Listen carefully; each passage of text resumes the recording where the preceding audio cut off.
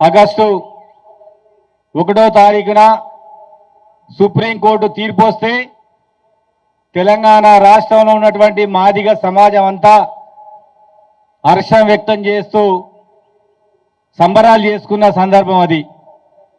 నేను ఒక్కనే సుప్రీంకోర్టు తీర్పు వల్ల సుప్రీంకోర్టు తీర్పుని అదే విధంగా అమలు చేస్తే తెలంగాణ రాష్ట్రంలో మాదిగలకు అన్యాయం జరుగుద్దని స్టేట్మెంట్ ఇచ్చిన నేను. ఎందుకంటే సుప్రీంకోర్టు తీర్పిచ్చింది, దాని యొక్క అర్థం ఏంటంటే ఎస్సీలను ఏబిసిడిగా వర్గీకరించేటప్పుడు తెలంగాణ రాష్ట్రంలో మాదిగలకు 7% రిజర్వేషన్ వస్తుంది. ఇది 3 దశాబ్దాల నాటి క్రితం ఉన్నటువంటి డిమాండ్. అప్పుడు 1994లో మాదిగ నాయకులు ప్రారంభించినప్పటి సందర్భంలో డిమాండ్. కానీ ఇవాళ మన జనాభా పెరిగింది, 3 దశాబ్దాలు అయింది, మళ్ళీ అదే 7% అంటే మాదిగ జాతి నష్టపోద్దని 2014 సంవత్సరం తర్వాత తెలంగాణ రాష్ట్రం వచ్చినాక మాదిగ జాతి ఉద్యమంలో స్పష్టమైన లోపం ఉన్నది.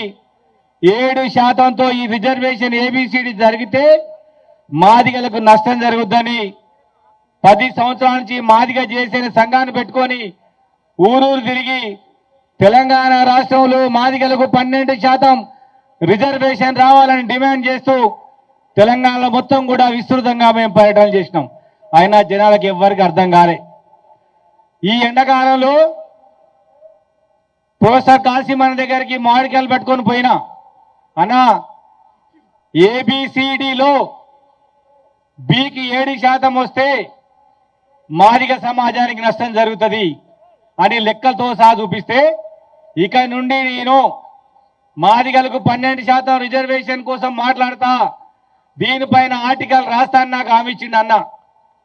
అదేవిధంగా 2016 సంవత్సరంలో నాగార్జున సాగర్లో టిఆర్ఎస్ పార్టీ నాయకులకు కేసీఆర్ గారు ఒక శిక్షణ శిబిరంలో మీటింగ్ జరుగుతుంటే అప్పటి ఎమ్మెల్యే గారు వేముల వీరేశం గారిని నల్గొండలో మాదిగ మీటింగ్ పిలిస్తే నీకేం పని లేదు ఎమ్మెల్యేగా గీయని పట్టుకున్నదని అన్న.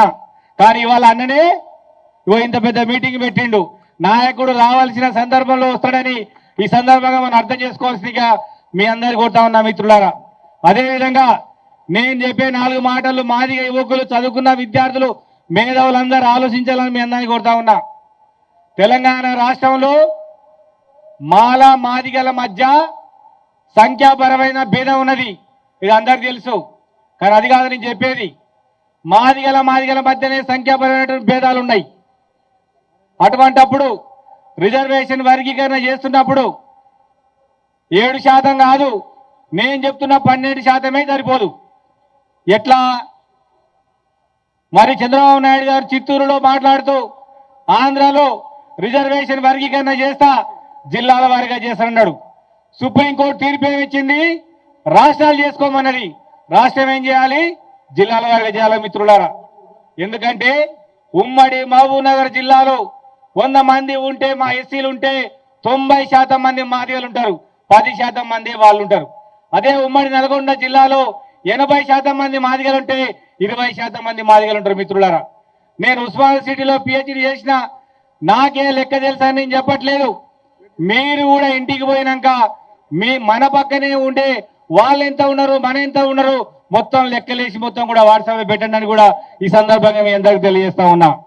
నేను చాలా అప్డేట్ అయినా. 1994లో పుట్టినటువంటి మాదిగ కార్యకర్తని కాదు, నాయకుని కాదు. 2024లో యువకులైనటువంటి మాదిగ సమాజానికి నాయకత్వం వస్తున్నటువంటి నాయకుడిని. నాకు జిల్లాల వారీగా వర్గీకరణ జరగాలి. ఇప్పుడు జరుగుతున్నటువంటి కులగణనలో మాదిగ జనాభా ఎంత ఉంటే అంత లెక్క ప్రకారం ఇస్తేనే 30 ఏళ్ల మాదిగ ఉద్యమానికి నాయకత్వం జరుగుతుంది, లాభం జరుగుతుంది మిత్రులారా. 2011 లెక్కల ప్రకారం జరిగితే 15 ఏళ్ల కింద జరిగినటువంటి లెక్క, ఆ లెక్కలు కూడా సరిపోని కూడా ఈ సందర్భంగా తెలియజేస్తున్నా. అందుకోసమని తెలంగాణ రాష్ట్రంలో రాష్ట్ర వ్యాప్తంగా 12% రిజర్వేషన్ రావాలి, జిల్లాల వారీగా వర్గీకరణ జరగాలి. అప్పుడే మాదిగలకు న్యాయం జరుగుతుంది. చివరిగా ఒక్క మాట చెప్పి ముగిస్తా మిత్రులారా. మహబూబ్ నగర్ జిల్లాలో కానిస్టేబుల్ ఉద్యోగాలకి, డాక్టర్ ఉద్యోగాలకి, నర్సు ఉద్యోగాలకి, నాన్ టీచింగ్ ఉద్యోగాలకు నోటిఫికేషన్ పడ్డప్పుడు ఆ జిల్లా కలెక్టర్ మాత్రమే ఉద్యోగాల భర్తీ చేస్తాడు. అటువంటప్పుడు 80% ఉన్నటువంటి నల్గొండ జిల్లా రిజర్వేషన్ కి, మహబూబ్ నగర్ జిల్లా ఉన్నటువంటి రిజర్వేషన్ కి కంపారిజన్ చేస్తే మాదిగ జాతి నష్టపోతుంది. ఎందుకంటే ఆ జిల్లాల ఉద్యోగాలు మొత్తం కూడా డిఎస్సి ద్వారా జరుగుతాయి. ఒక గ్రూప్ 1 మాత్రమే రాష్ట్ర వ్యాప్తంగా నోటిఫికేషన్ వస్తుంది. 10 ఏళ్లకు నోటిఫికేషన్ వస్తుంది, 10 సంవత్సరాలకు కోర్టు కేసు అయిపోద్ది. కాబట్టి మిత్రులారా, 12% రిజర్వేషన్ తోటే మాదిగలకు న్యాయం జరుగుతుందని కూడా ఈ సందర్భంగా తెలియజేస్తా ఉన్నా. అదేవిధంగా రిజర్వేషన్ వర్గీకరణ ఇవాళ అమలు జరుగుతుంది ఆల్రెడీ హర్యానా రాష్ట్రంలో. ఎందుకంటే సుప్రీంకోర్టు తీర్పు ఇవ్వగానే ఆ రాష్ట్ర ప్రభుత్వం మారగానే వెంటనే ఆ రాష్ట్రంలో సుప్రీంకోర్టు తీర్పు ప్రకారం వర్గీకరణ ఉంది కాబట్టి వెంటనే వాళ్ళు అమలు చేసుకుంటా ఉన్నారు. ఎందుకంటే సుప్రీంకోర్టు కోసం వచ్చేటువంటి రాష్ట్రాలు హర్యానా, పంజాబ్. ఇక్కడ తెలంగాణ, ఆంధ్ర ఉన్నటువంటి ఏ నాయకులకు సంబంధం లేదు. 30 ఏళ్ళు తిరిగినా, 40 ఏళ్ళు తిరిగినా ఇది అమిత్ షాతో కాదు, ఇది మోడీతో రాలేదు.